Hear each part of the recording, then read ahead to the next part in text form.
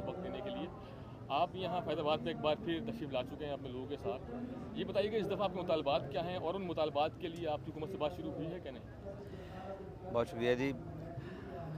हमारे मुतालबात जो हैं ना वो बुनियादी 3 हैं। उनमें से सबसे पहला मुतालबा ये है कि जो गज़ा के मज़लूम मुसलमान हैं, गज़ा के जो लोग हैं और गज़ा के जो बासी हैं फ़लस्तीन के, उनके लिए जो ग़ज़ाई और तिब्बी इमदाद है उसकी तरसील फ़ौरी बहाल की जाए और उन तक वो ग़ज़ाई तिब्बी इमदाद पहुँचाई जाए। दूसरा मुतालबा हमारा ये है कि इस वक्त तकरीबन 40,000 लोग शहीद हो चुके हैं गज़ा के अंदर, और जिस बेदर्दी से शहीद हुए हैं उसका शायद पूरी दुनिया ने कभी मंज़र नहीं देखा।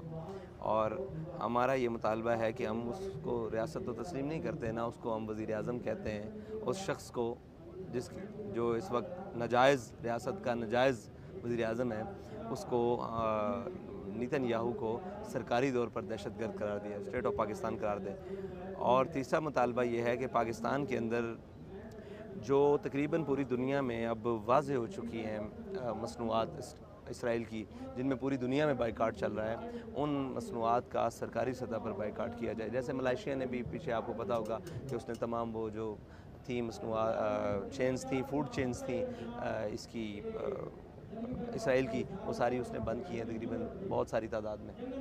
ये हमारा मुतालबा। तो ये आप कल यहाँ पर आए थे, आपने कहा था कि आप जलसा करेंगे, उसके बाद ये धरने में तब्दील हो गया।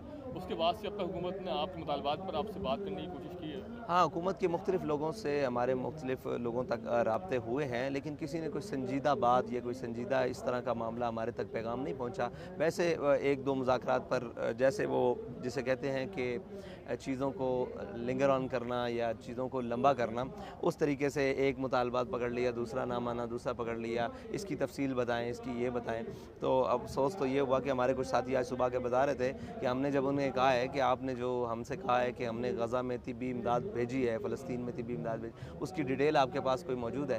तो तमाम ऑफिशल्स के पास कोई डिटेल मौजूद नहीं, बकौल उनके कि हमने भेजी है, लेकिन कोई डिटेल मौजूद नहीं। सिर्फ वो एक्स पर या किसी सोशल मीडिया प्लेटफार्म पर एक वो हमें लिखा पड़ा कोई ट्वीट दिखाते हैं या इस तरह की कोई चीज़ें दिखाते हैं। मिस्र के ज़रिए कुछ यहाँ से इमदाद तो भेजी गई है वहाँ से? जी। उसकी इस वक्त पोजीशन क्या है उस इमदाद की? हमने ये पूछा कि वो इमदाद आगे गई है, वहीं पड़ी ख़राब हो गई है, उसका कोई वाली वारिस है, तो ये पूछा, तो अभी तक कोई। अच्छा, ये टीएलपी का पहला धरना नहीं है फैज़ाबाद पे। जब भी फैज़ाबाद पे टीएलपी धरना होता है तो यहाँ लोगों को एक खदशात भी लाए हो जाते हैं कि फिर से यहाँ पर कोई शेलिंग होगी, यहाँ पर कोई लाठी चार्ज होगा। तो इस दफ़ा आप कब तक यहाँ बैठे हैं और ऐसी सूरत हाल से इस दफ़ा बचने के लिए आपकी क्या तदबीरें हैं, क्या हिकमत अमली आपने? देखें, अब कभी भी जो कौम होती है वो लाठी खाने के लिए या शेल खाने के लिए, गोली खाने के लिए नहीं निकलती। वो अपने मुतालबात लेकर एक अपनी हुकूमत के पास जाती है। पूरी दुनिया में एहतजाज का यही तरीका है कार है। तो हम भी अपने मुतालबात लेकर आते हैं, लेकिन हमारी हुकूमतें, हमारे उनके ज़िम्मेदारान कभी हट धर्म हो जाते हैं और कभी ख्याल करते हैं, कभी नहीं करते। तो हमें तो यही उम्मीद है कि ये मुतालबात हर पाकिस्तानी के मुतालबात हैं, और इतने बड़े जुल्म के बाद जो फ़लस्तीन में हुआ है, बच्चे बूढ़े मतलब बिला तफरीक वो सारे काट दिए गए हैं, उड़ा दिए गए हैं, चीथड़े उनके उड़ गए हैं। तो इस वक्त हमारा जो एक बुनियादी ईमानी तकाज़ा था, हम उसके तहत आए हैं, और हमें उम्मीद है इंशाअल्लाह हुकूमत ऐसी हरकत नहीं करेगी। अगर ऐसी करेगी तो फिर वो कहते हैं ज़ोरे बाजू आज़मा शिकवा न कर सयाद से। अच्छा, आपके नाक़दीन की भी कुछ बात कर लेते हैं। लोग ये भी कहते हैं कि जब यहाँ धरना होता है, जब यहाँ लोग बैठते हैं तो लोगों को मुश्किलात होती हैं, एम्बुलेंसेस को गुजरने में प्रॉब्लम होती हैं। तो इस हवाले से आपका क्या मौक़िफ़ है? देखिए, एम्बुलेंसेस के गुज़रने के लिए तो हमने रास्ता खोला हुआ है। लोगों के लिए, जो ये करीबी लोग हैं, मकामी लोग हैं, उनके लिए भी खोला हुआ है।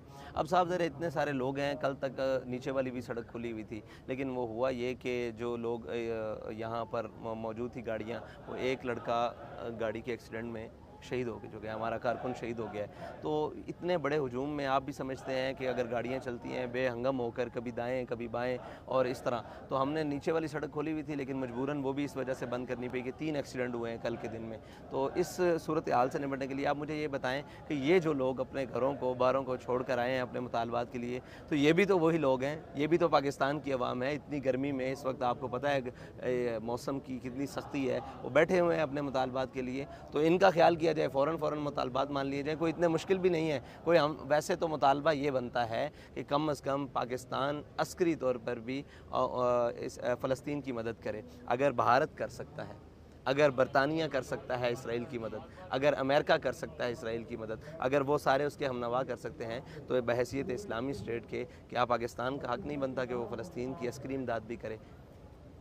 صرف پاکستان سے ہم اب پاکستان کے باسی ہیں نا، ہم پاکستان سے یہ مطالبات کرتے ہیں. اگر OIC کا اجلاس ہو یا پوری دنیا ہو تو پوری دنیا کے مسلمانوں سے یہی کہا جا سکتا ہے کہ انما المؤمنون اخوہ، مومن تو بھائی ہیں، اور ان کا جو ہے جسم وہ ایک جسم کی مانند ہے. اگر سر میں درد ہو تو پورا جسم بے چین ہوتا ہے، پاؤں میں درد ہو تو پورا جسم. اچھا، یہ جو غزہ میں جنگ شروع ہوئی ہے پچھلے برس شروع ہوئی ہے جی. اور تقریباً 8 سے 9 ماہ اس کو ہو چکے ہیں. اب آپ نے یہاں آنے کا فیصلہ کیوں کیا 9 مہینے بعد؟ دیکھیں، ہم نے تقریباً 10 ماہ تک غزہ مارچ بھی کیے، غزہ کے لیے ہم نے سیمینارز بھی کیے، غزہ کے لیے ہم نے ریلیاں بھی نکالی، ہم نے شہروں کی سطح پر ہم نے مطالبات بھی پیش کیے. ہم نے ایک ریلی یہاں فیض آباد سے، آپ کے شاید علم میں ہو، شارع دستور تک نکالی، اور اس میں ہم نے یہ مطالبہ بھی کیا کہ ہمارے حکمران کہیں نہ کہیں، ہم ان کو بار بار یہ مطالبات کرتے رہے. لیکن مجھے یہ بتائیں کہ اس دھرنے کے علاوہ کیا حل تھا؟ ہمارے مطالبات کو شاید آج تک میڈیا پر ہائی لائٹ بھی نہیں کیا گیا.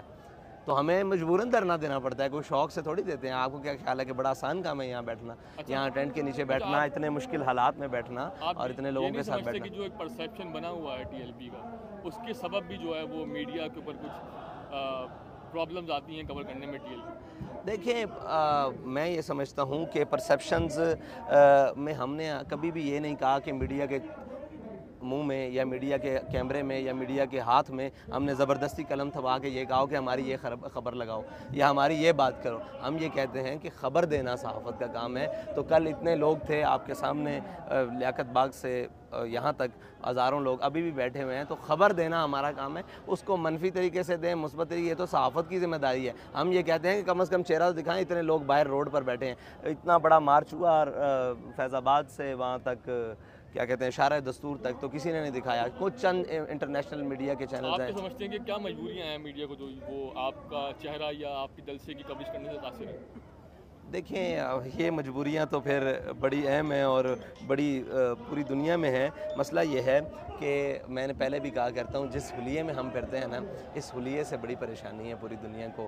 اگر یہ ہم حلیہ اپنا دور چھوڑ کر یا یہاں پہ وہ کوئی جناب وہ جو پسند کیا جاتا ہے مغربانہ طرز اور لباس میں ہم بیٹھ جائیں، تو میرا نہیں خیال کہ کوئی پھر رہ جائے گی بات. ہاں، کچھ بیپس ہوں گی بیچ میں باتوں کی، لیکن ہمارے حلیے سے ڈر لگتا ہے. کیونکہ آپ کی جماعت کوئی کمزور جماعت نہیں ہے. ہم نے آپ کی طاقت اس وقت دیکھی جب آپ کی جماعت پہ پابندی لگ گئی تھی، اس کو ہٹوایا گیا، آپ جیل میں تھے، آپ کو باہر لایا گیا. تو ایک طرف آپ اتنی طاقت بنے اور ایک طرف جو ہے وہ ہمیں کمزوری نظر آتی ہے کہ آپ کو کوریج نہیں ملتی. آپ مجھے بتائیں، اگر ہم طاقت کا استعمال کریں تو میڈیا کیوں نہیں ہماری خبر دے گا؟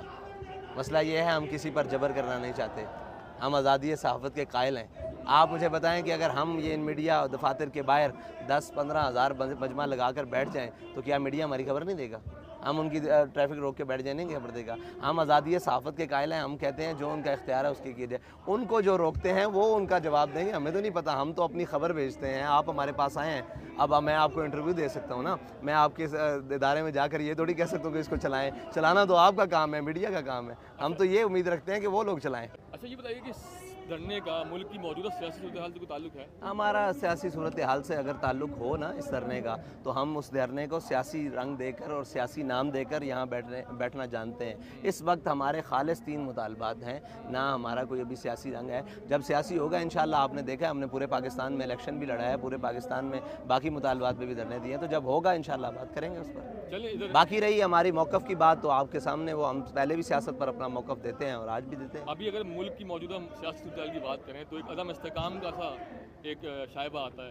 ایک طرف ہم دیکھتے ہیں کہ حکمراں جماعت ہے جو کہ آپ کو اسٹیبلشمنٹ کے ساتھ کھڑی نظر آتی ہے. دوسری طرف ایک جماعت ہے PTI جس کو ہم کہتے ہیں، وہ عدلیہ سے اپیلیں کرتے ہوئے نظر آتی ہے. تو TLP اس جو ایک رستہ کشی چل رہی ہے اس پہ آپ کا موقف کیا ہے؟ ہمارا موقف یہ ہے، ہم اپوزیشن کی جماعت ہے، ٹھیک ہے. ہم اس پوری سیاست پر جناب کسی بھی مداخلت، وہ اسٹیبلشمنٹ کی ہو، وہ عدلیہ کی ہو، کسی بھی مداخلت کو قبول نہیں کرتے. ٹھیک ہے، ہم یہ کہتے ہیں آئین اور قانون کے مطابق جو پاکستانی شہریوں کا حق ہے، جو پاکستانی عوام کا حق ہے، وہ پاکستانی عوام کو دیا ہے. اچھا، آپ کے ناقدین یہ بھی کہتے ہیں کہ جیسے ہی کوئی عدم استحکام کی صورتحال بنتی ہے یا رستہ کشی چلتی ہے تو TLP کو دھرنا دینے آ جاتی ہے. تو آپ کا ذاتی طور پہ اسٹیبلشمنٹ کا تعلق کیسا ہے؟ कोई राब्ते हुए हैं आपके अब तक? देखें, अगर हमारा ताल्लुक बहुत अच्छा होता तो हमारे भी स्टेज पर कहते हुए नज़र आए हैं लोग कि हमने पूरे पाकिस्तान में इलेक्शन जीता है, तो सिवाय एक पंजाब की सीट से हमें जीतने नहीं दिया गया। अगर ताल्लुकात अच्छे होते तो कम से कम काफ लीग जितनी सीटें तो हम भी ले जाते यार। को खुदा का खौफ किया जाए, इस बात को तो देखा जाए किसी नज़र से। मैं अपनी ज़ाती सीट तो जीत सकता अगर इस्टेब्लिशमेंट, अब वो तो एक मुलाकात पर जीती जा सकती थी, हमने तो एक मुलाकात भी नहीं की। अब तक कोई मुलाकात, कोई राब्ता नहीं हुआ आपके? अच्छा, वो ये भी कहा जाता है कि वो जो टीएलपी पे पाबंदी हटी थी, आपकी रिहाई हुई थी, उसकी पस पर्दा कहानी क्या थी कि कैसे अचानक ये एक पाबंदी लगाई गई फिर हटा दी गई? पाबंदी लगाई गई, उस वक्त भी बहुत कशीदा हालात थे, पाबंदी हटी उस वक्त भी बहुत कशीदा हालात थे, तो बस ये।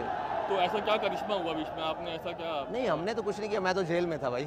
मुझे तो जेल के अंदर आकर मुझे ये सारी बात बताई कि ऐसे अवाम आ गई है बाहर और आपकी रिहाई का मुतालबा करती है, और उसके साथ धरने हो गए हैं, खंदकें खुद गई हैं, जो हालात बताए गए। और फिर वो लोग जो आपके हुकूमत के ऑफिशल्स थे और उनके साथ वो जो जिनकी अब वो बुराइयां करते फिरते हैं, वो सारे लोग उनके साथ थे और मुझसे बात करने के लिए जेल में। बुराई करते थे मुराद आप? अब जो एस्टेब्लिशमेंट के उस वक्त के लोग थे, ज़िम्मेदार थे, वो सारे मेरे साथ वो जनाब बात करने के लिए वो लेकर आए हुए थे। शाह महमूद साहब की बगल में उस वक्त के मेरे ख्याल से DGI बैठे हुए थे, और जो इधर लेफ़्ट साइड पे उनसे नीचे कोई ओहदा होता है जिस पर आजकल DGC साहब बैठे हुए थे। तो इस तरह वो हमारे साथ गुफ्तगू करने के लिए आ गए। अच्छा, अब ये धरने से मुतालिक मेरा आखिरी सवाल कि अगर आपके मुतालबात बातचीत आगे नहीं बढ़ती तो आप कब तक यहाँ बैठे और आगे की आप? देखिए, हम अपने मुतालबात की मंजूरी तक यहाँ अल्हम्दुलिल्लाह पुरअमन एहतजाज और पुरअमन धरना देकर बैठे हैं।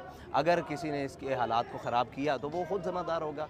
हम तो यहाँ अल्हम्दुलिल्लाह दूसरा दिन है, आपको यहाँ कहाँ इंतशार नज़र आए, एक हमारा अपना तरीक़ाकार है, उसके मुताबिक